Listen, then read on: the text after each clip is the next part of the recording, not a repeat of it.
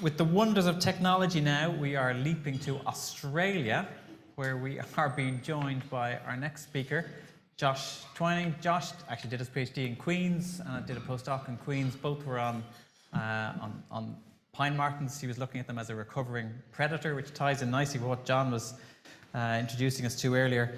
And Josh is now going to give us an overview of the research that has been happening, particularly in Ireland, on the interaction between squirrels and pine martens. Over to you, Josh. Thank you very much. Thank you, Ferdia.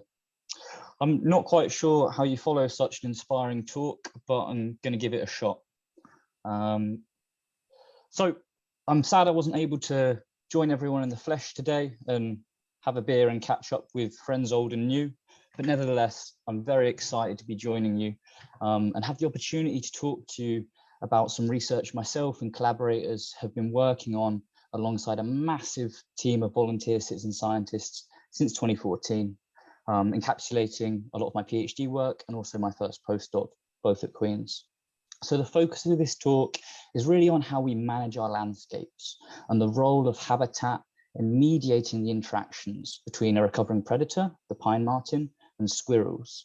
And given ongoing pine marten recovery, what this means for red squirrel conservation in Ireland. And I find it important to preface this that whilst I may be the one speaking to you today, this is by no means been a solo effort. And I am extremely grateful to my co-authors, partners, and every single volunteer who made this work possible. So to get us started, I want to give you a brief history of squirrels in Britain and Ireland. So red squirrels, as you'll all probably be well aware, are native to both Britain and Ireland. They're woodland specialists, and they've thrived on these islands for millennia.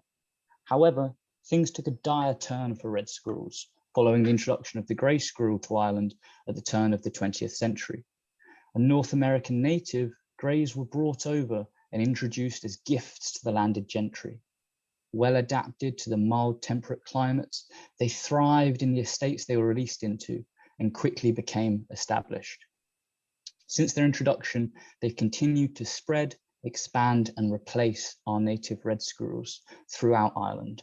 And the extirpation of native squirrels is due to a number of factors, including greys' larger body masses, living at much higher densities, and a number of behavioural differences, which often give greys a competitive edge.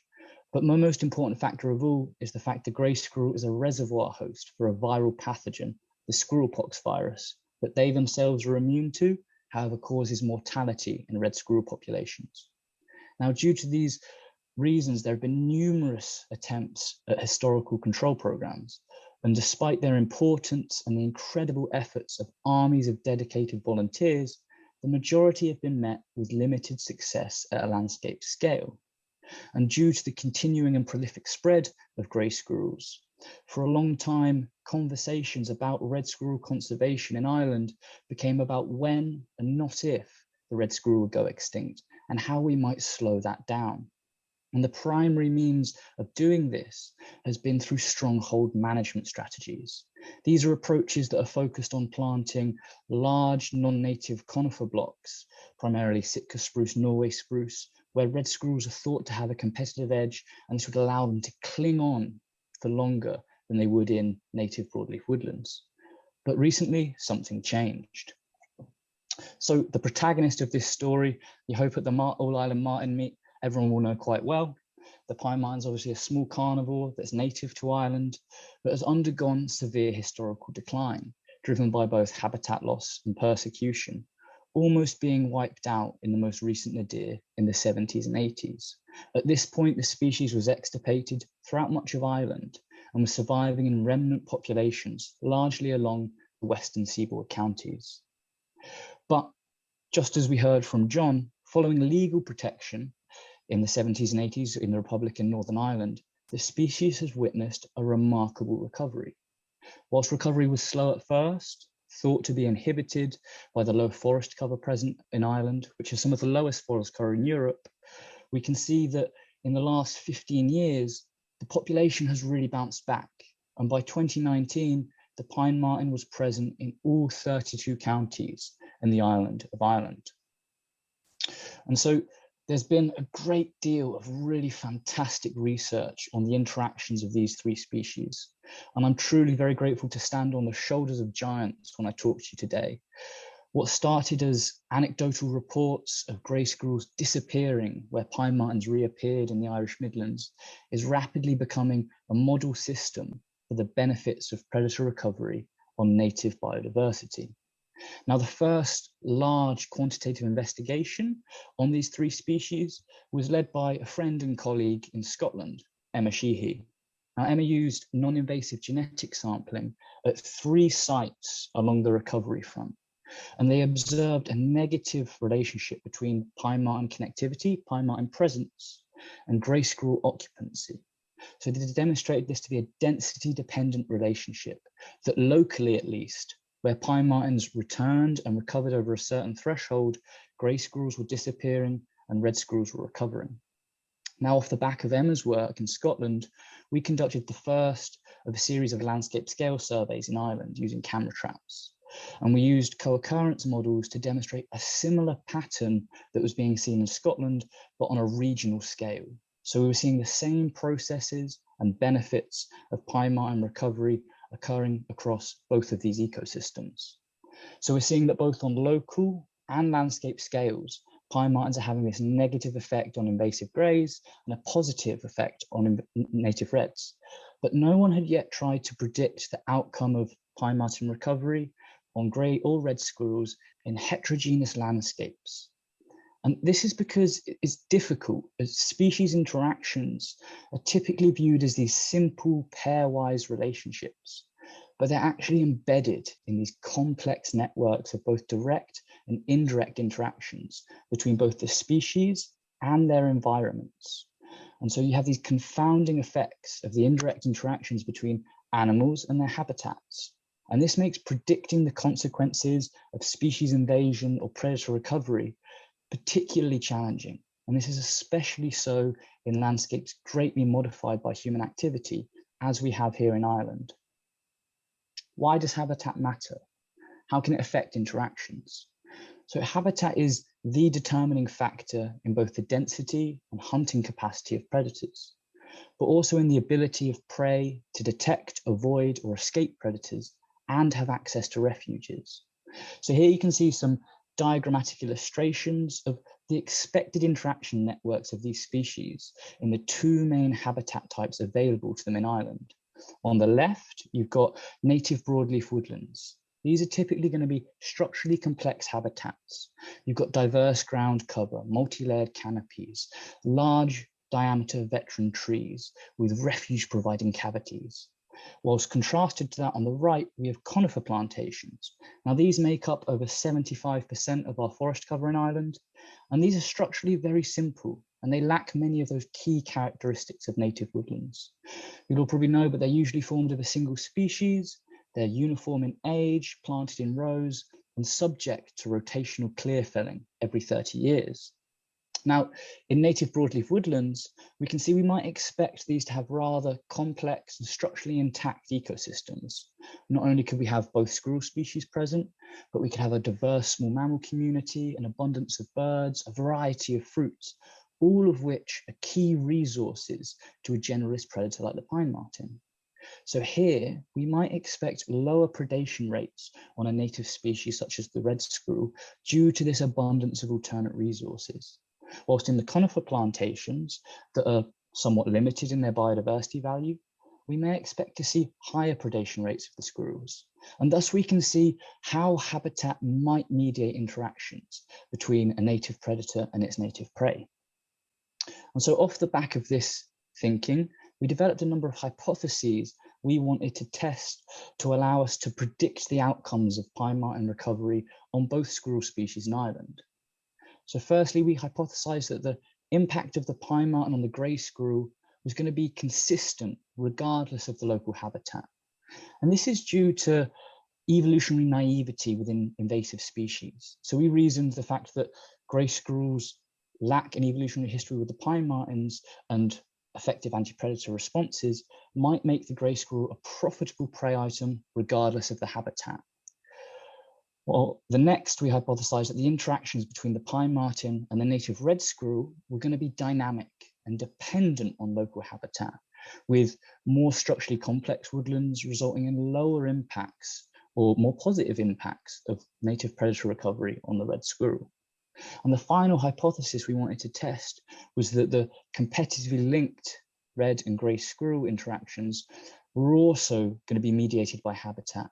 And we want to test this because this is really what underpins the current stronghold management strategies. And so in order to test these hypotheses and attempt to disentangle these complex interaction networks, we needed a really robust data set collected through time on a landscape scale. But how do you go about sampling for 3 species on such a scale when some of them can be notoriously difficult to detect? And as a team, we're big believers in Occam's razor and keeping things simple. And so our surveying was conducted by camera traps. So at each site, a camera trap was deployed adjacent to a baited squirrel feeder, as you can see in these images. That feeder was filled with sunflower seeds and peanuts. And we simply divided Northern Ireland up into 1 kilometre square grids. Cameras were deployed randomly within each sampled grid and left for 2 weeks to remotely monitor the feeder. And one of the reasons we wanted to keep the method as simple as possible is we were conducting these surveys as a citizen science project. So in association with our partners, Ulster Wildlife, members of the public assisted with data collection, going out and conducting the sampling and returning that really valuable, all-important data to us. And this enabled us to sample on a scale that would have been otherwise inconceivable to us as a single researcher or institution. And so we repeated this survey 3 times over 5 years, sampling over 700 sites across Northern Ireland. And whilst I don't have time to go into the nitty-gritty of the models during this talk, we adopted what's known as a hierarchical modeling framework to analyze the data. So we used multi-species occupancy models that include an explicit component for how species interact. And this allowed us to model these interactions as a function of the proportion of the different habitat types in the landscape. And jumping straight into the exciting stuff. So first of all, what we're going to look at here is what were the general patterns and trends of these 3 species over those 5-year period of sampling. So what you have here is your mean probability of occurrence of the 3 species across the entire landscape in each of the survey years. So you've got red squirrels in red, grey squirrels in green, green squirrels, grey squirrels in green, and pine martens in blue. And you'll see that the probability of occurrence of both the pine marten and the red squirrel increased considerably across that 5-year period. Pine marten occurrence in the landscape more than doubled, and red squirrel occurrence increased by over 1/3, with the opposite being true for the grey squirrel, with their occurrence in the landscape more than halving over that same time frame. And we found this impact of pine marten recovery on both squirrel species not only to be somewhat surprising, but pretty mind-boggling. And so what do these changes look like on a landscape scale if you plot them spatially? So here you're looking at heat maps of Northern Ireland showing the changing occurrence of the 3 species over time. You've got red squirrels on the left, grey squirrels in the middle, and pine martens on the right. That top row is showing you results from 2015. The second row is showing you results from 2020, and the bottom row is displaying the difference between the first and the last survey predictions. And in those top 2 rows, the hotter colors, the reds and the oranges, they're displaying higher probabilities of occurrence, while the colder colors are displaying lower probabilities of occurrence. And then the bottom maps, you've got greens are showing you percentage increases in occurrence within the landscape, with the reds and the oranges showing you declines. And so you can see that our spatially explicit predictions of the occurrence of these animals over 5 years show rapid recovery of the pine marten, with the species occurring throughout the region, but with its occurrence remaining its highest in the southwest and in forested areas. Red squirrels underwent a very similar recovery in the same locations as the pine marten. Mean occurrence increased throughout the landscape, but those highest probabilities of occupancy are centered in the same locations where pine martens have recovered for the most part. And in contrast, the grey squirrels have undergone declines and have gone from being the most widespread of the 3 species to the most range restricted. And last but not least, and for me, what is really the most exciting of the results. So this figure, you're looking at the co-occurrence or the interactions of the three species as a function of the two forest types. So this time you've got broadleaf forests on the left and conifer plantations on the right. So starting in that top left plot, you're looking at the probability that red squirrels are occurring in broadleaf forests conditional on the presence or absence of the pine marten. And what you're seeing here is a really strong effect of pine marten presence, increasing the probability of occurrence of red squirrels in areas as the amount of native broadleaf woodland increases. If you look at the top right plot now, you're looking at the same thing, the probability of red squirrel occurrence, but in conifer plantations, again, conditional on the presence or the absence of the pine marten. And what we see here is as the proportion of a 1 kilometre square grid made up of conifer plantation increases, the direction and the strength of the interaction between the pine marten and the red squirrel reverses. So whilst the presence of the pine marten starts out having a positive impact in areas with low conifer cover, we see this becomes negative where conifer plantations form approximately more than 60% of a sample size of 1 kilometre square area. So what we see here is in large conifer plantations, the recovery of the pine marten is likely to lower red squirrel occurrence. Then on those middle plots, you've got the probability of occurrence of the grey squirrel, again conditional on the presence or absence of the pine marten. And what you see here in both of these is that habitat doesn't mediate this interaction. Wherever pine martens are present and recover, we see suppression of grey squirrels. And then finally, the bottom two plots, again, we're looking at red squirrel occurrence, but this time conditional on the presence or absence of the grey squirrel. And again, we see that habitat doesn't mediate this interaction term. Grey squirrels are having a negative and suppressive effect on red squirrel occurrence, irregardless of the forest type. So a quick summary of those results. Pine marten occurrence has more than doubled in a 5-year period, whilst red squirrel occurrence increased by over a third, and grey squirrel occurrence within the landscape more than halved.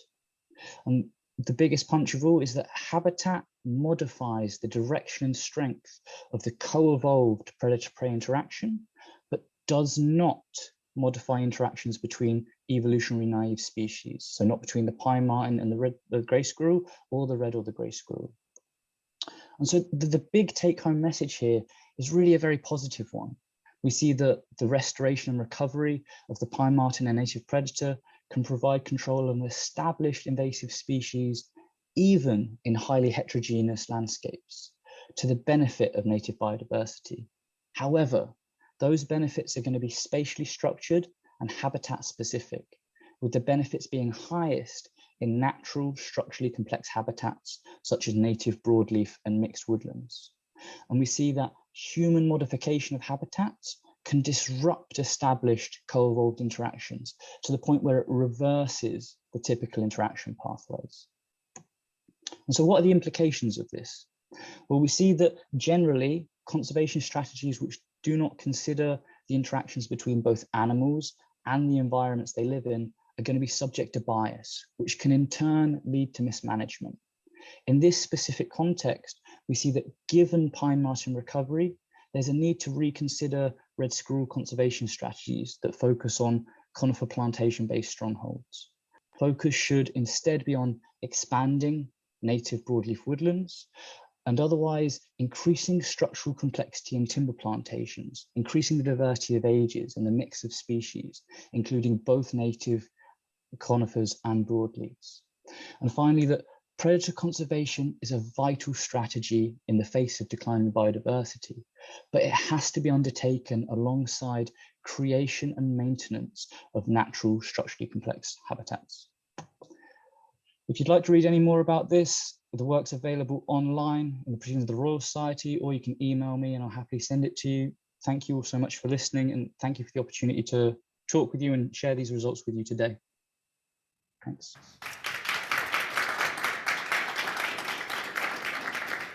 That's brilliant, Josh. Thank you very much. Super summary of, I know a huge amount of research has gone into that.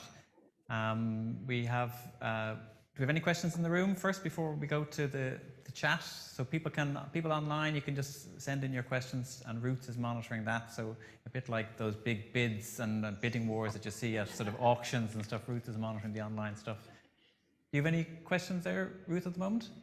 I don't, but I just want to really thank Josh for the effort he's gone to join us today from Australia. Yeah, Josh, We're if you have hugely 1 minute, grateful. I've just a question about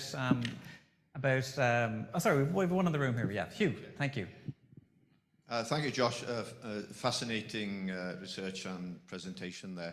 I'm a forester, actually, and I was just wondering what specific measures you might recommend for improvement of forestry plantations, well, not just for pine martens, but also for red squirrels. I'm just wondering as well, I mean, conifer plantations have functioned as a refuge for red squirrels because it's actually pretty poor habitat for squirrels in general, and particularly so for the more demanding and larger grey squirrel, because there aren't any large-seeded broadleaves there. And most of the conifer plantations tend to be Sitka spruce, whereas other species such as Norway spruce and Scots pine and lodgepole pine might actually be much more productive for the red squirrel. Anyway, the question is, how would you recommend, what would you recommend for improving the habitat for both red squirrels and pine martens in conifer plantations? So I think you really hit the nail on the head yourself there, which is, I think it's a key thing that probably underpins this is that if you've got plantations that are dominated by single species, such as Sitka spruce, then they're going to lack that structural complexity. They're going to lack the abundance of alternate prey. They're going to lack above ground refuges that you can find in mature forests, whether they be native conifers like Scots pine or whether they be native broadleafs. Our research obviously takes a very wide scope, so it's more about landscape scale management on a broader scale. But I think in terms of specific sites, it's about increasing that complexity, increasing the diversity of tree species, increasing the diversity of ages of trees, avoiding clear felling, having veteran trees, continuous cover principles, things that people have been speaking about for a really long time. And I also think it's very valuable and important to highlight that stronghold management that you spoke of, and the fact that red squirrels are more adapted to those small seeded cones than greys has been a very, very effective conservation strategy in the past. And red squirrels might not have clung on how they did without it, but given the recovery of pine martens and their impacts, it's time for us to start trying to update and account for this in how we move forwards and how we manage our forests and landscapes in the future. Brilliant. I have a question for Josh, if you can take another one. Of course. It's past my bedtime, but I can do another one. From one of our online viewers, if you look at where squirrels will go to pine versus broadleaf forests without the other variables, will they actually choose broadleaf? Yes, indeed. So, I mean, so if you look at red squirrels in the absence of grey squirrels, they reach much, much higher densities in broadleaf woodlands. And it's mainly because you've got those masting species. So beech and oak woodlands can support red squirrel populations probably an order of magnitude higher than a coniferous plantation could. But it's just because of that, for the same reasons, it's why grey squirrels replace them so much quicker in these woodlands, because they can reach much higher densities, and that catalyzes the replacement because you've got this density dependent disease. Thank you, and thanks Brilliant. again for joining us from Australia. Brilliant. Josh, thank you so much for joining us and for staying up so late down in Australia to give us that really interesting talk. We'll let you get to bed. Thank you. Thank you ever so much.